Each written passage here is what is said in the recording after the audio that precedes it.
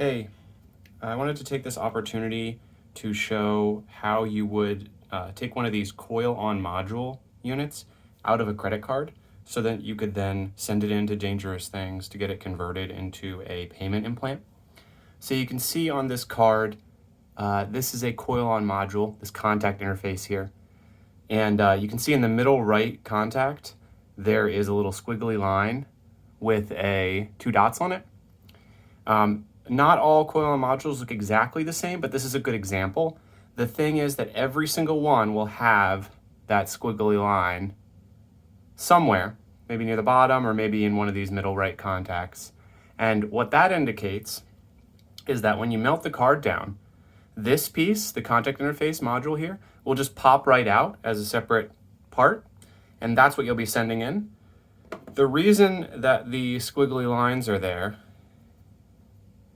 is because on the underside of that module, you can see here, this is the underside, there is an antenna all the way around the perimeter. You can see that gray rectangle. And you can see over to the right here, there's a dot there that goes from the outer edge back to the center. And that allows the antenna to travel from the interior, where the chip is, outward until it gets to the edge, and then that dot will let it travel back. But because it needs to travel back and there's already an antenna in the way, it needs to travel over the top. So you can, it's evident when you look at one of these cards that it's a coil on module. So for getting this extracted, I think the easiest way is to use 100% acetone. Make sure you get actual acetone from like a beauty supply store or something like that. You don't want to get the non-acetone containing nail polish removers. You need actual acetone, and this is 100%. And what we're going to do is, to reduce the amount of material that we need to deal with, we're going to actually cut out this, cut out the module. So you don't want to interrupt the actual metal itself. You want to cut around, leaving a little bit of a perimeter, maybe like 3-4 millimeters. The way that this works is there's the antenna that's built into the module, and then there's a larger antenna laminated into the rest of the card. They're not connected electrically, they're just connected with a little magnetic field. And basically that larger antenna acts as a repeater and pushes the field into this little module. So there is going to be copper inside of this. So we're going to cut through it, leaving a little bit of space.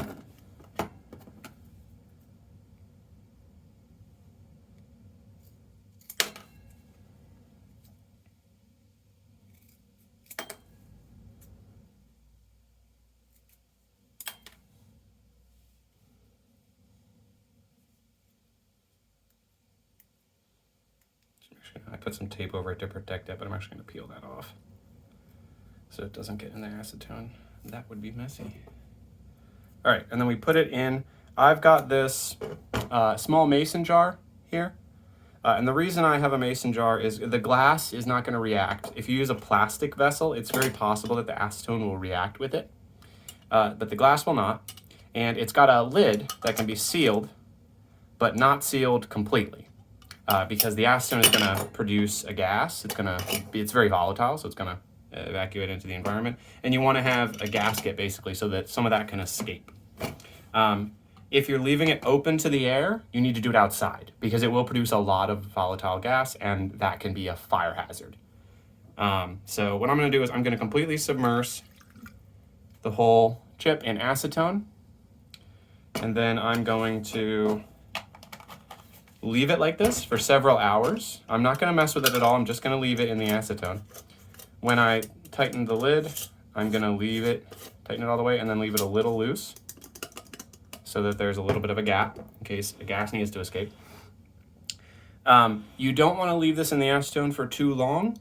I think that 3 to maybe 6 hours is a good range. It might be fine in an hour or two, but I mean, I say like upper limit, maybe 6 hours. I have left it overnight and for like 20 hours, and I think it damaged the module. The chip itself and the PCB that the coil on module is made of are like a polyamide film, and then there's like a nickel-coated, I think copper that's nickel-coated around, and then there's like a resin around the chip. All of this stuff should be very resistant to the acetone, but I'm not positive about the resin that holds the chip down. So I think I lost connection as a result of leaving it in the acetone too long. So you're probably going to want to make sure that you only leave it in there for like a maximum of 6 hours. And if you want to expedite the process, you can kind of swirl it around a bit to mechanically agitate and bang it against the sides of the enclosure. I'll check back in a couple hours and show you the end result and show you cleaning off the plastic and the adhesive. All right, so it's been about 5 hours, and I probably could leave it in for longer so I don't have to mechanically agitate it as much to get the plastic off, but this is good enough. So the acetone actually can react with nitrile gloves, which would take a little while. I think the rated exposure time is like 3 to 5 minutes before you start getting a reaction. And poly gloves are another common thing used for like food prep, and it'll go right through those. You should really, really be careful handling 100% acetone. You cannot get it in your eyes or any of your mucous membranes, and it's really not good for your skin. But I've had a lot of issues with working with these modules because they're very fragile, and if I use metal tools, I will damage the turns on the coils. So I'm going to take a risk myself, and I'm going to handle this acetone with my hands. This is an HDPE cafeteria tray, which is pretty chemically resistant. The acetone won't damage this at all. It is up to you what you want to do. If you want to be very careful with metal tools like tweezers, you can. But I'm going to take the risk on, and then I'm just going to be very, very careful and wash my hands afterwards and make sure I don't get the acetone or anything. So I'll pull this out. So you can see the multiple layers of the card. Now, while you're messing with this, you want to make sure that the acetone is still wet, because it'll keep the plastic and the adhesive soft. So you can dip it back into the acetone while you're shedding the excess material. Try not to bend the module too much, or you will damage it, because it has separations in between the contact plates, and those can get bent. And even though I'm getting this on my hands, it is going to damage my fingertips. My skin will be kind of marred for a few days. So I'm trying to limit the amount of exposure that I get. So don't linger doing this, but do not rush either. So I'm being gentle, trying not to scrape off any of the antenna windings from the backing material.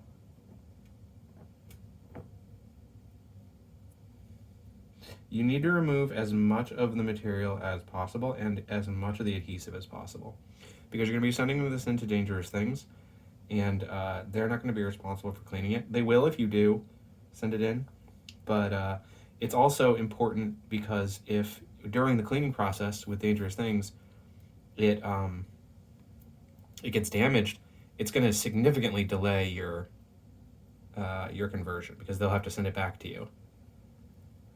So just be careful.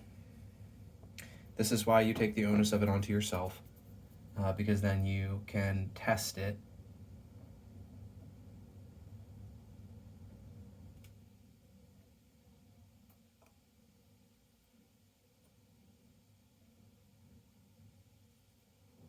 It is also magnetic, because it's nickel. So you can pick it up with a magnet if you need to.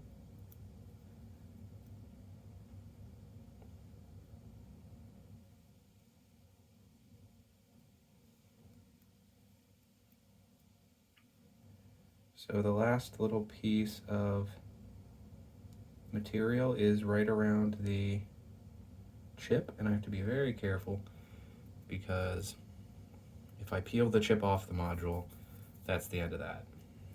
I actually can probably afford to leave part of the plastic in place. There's not a lot left. I can get it off. You might even want to, at this point, leave it in the acetone a bit more now that you've exposed much more of the plastic. But for the sake of video, I'm just going to be a little rough with it.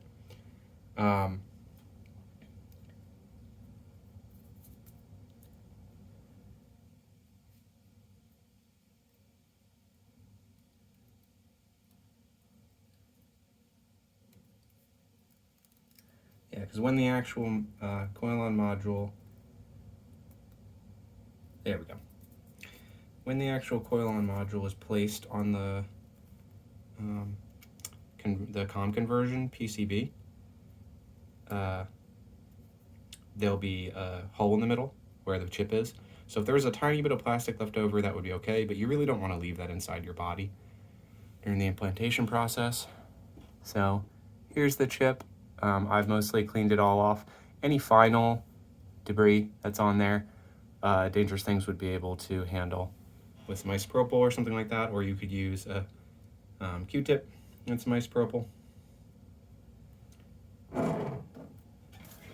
But I actually have the antenna that's going to be used with this because I designed it. And it has a capacitive plate built in around the P there. And then you can see around the perimeter there's an antenna. And it loops around several times around the whole perimeter, and then it loops around a few more times in the center to match with the coil-on module. So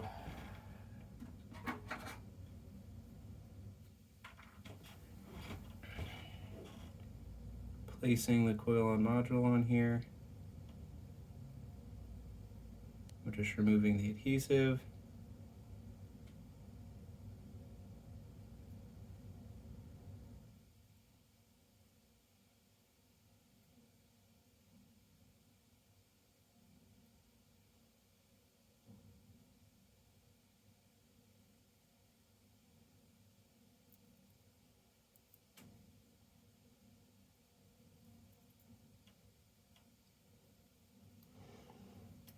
So when Dangerous Things receives it, this is actually an open source design, so you don't have to rely on Dangerous Things for the encapsulation project or for the implant conversion. If you really wanted to, and you had the ability to get it encapsulated by another service, or you were confident in your own encapsulation and sterilization services, you could handle this yourself. You can go to protopoint.dev.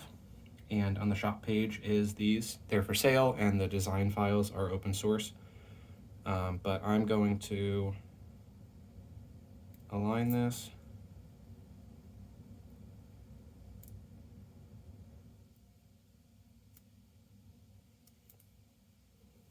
Got it laid out on there.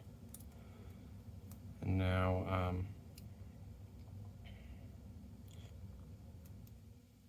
this is the final product, and I'll send this into Dangerous Things and have them encapsulate it. You will just send the module itself. I just wanted to show you the final product, but you would just put this into like a letter, say, with some craft paper over it to protect it, or put it in a box and send it to Dangerous Things, just the module. And they'll handle the putting it on an antenna and all that.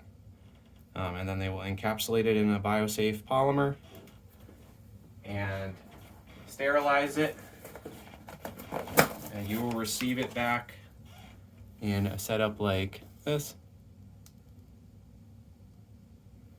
This is ready to be implanted. This is a successful conversion. So yeah, if you need any advice, go on to the Dangerous Things forum and look for COM for coil-on module conversion, and good luck.